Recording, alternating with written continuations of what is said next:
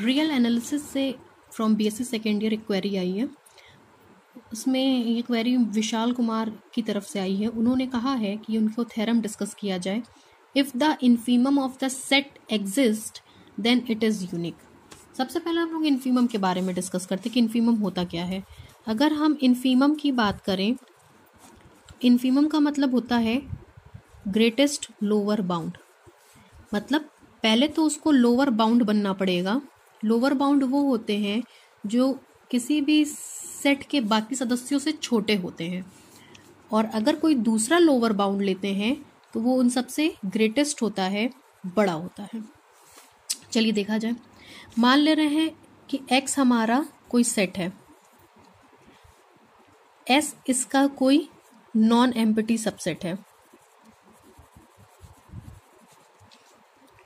x कोई set था, S उसका कोई नॉन एम्प्टी सबसेट था। S के हमने दो बाउंड्स लिए, एक L लिया, एक L डैश लिया। हमको दिखाना है कि इसका इन्फीमम जो होगा यूनिक होगा।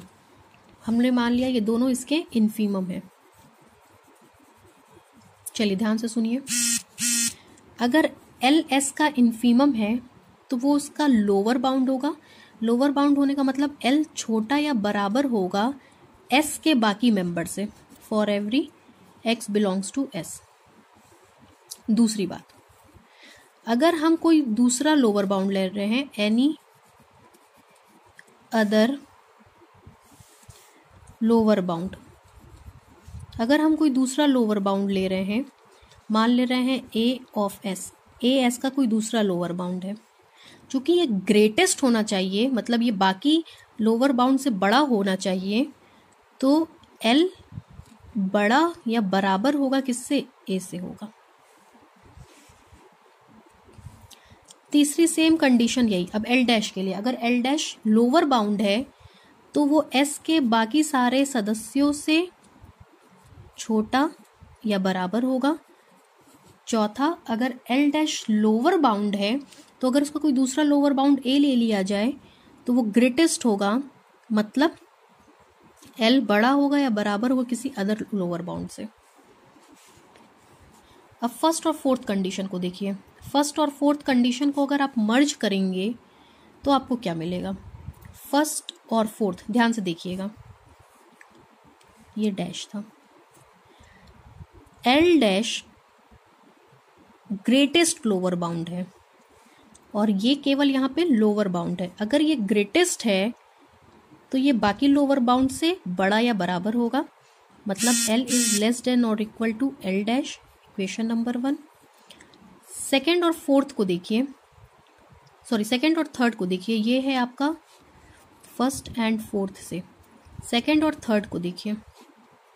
सेकेंड कह रहा है कि L ग्रेटेस्ट लोअर बाउंड है, ग्रेटेस्ट है, तो अगर कोई दूसरा लोअर बाउंड लेंगे तो L उससे बड़ा होगा, मतलब L डैश छोटा होगा किससे? L से। Equation number 2।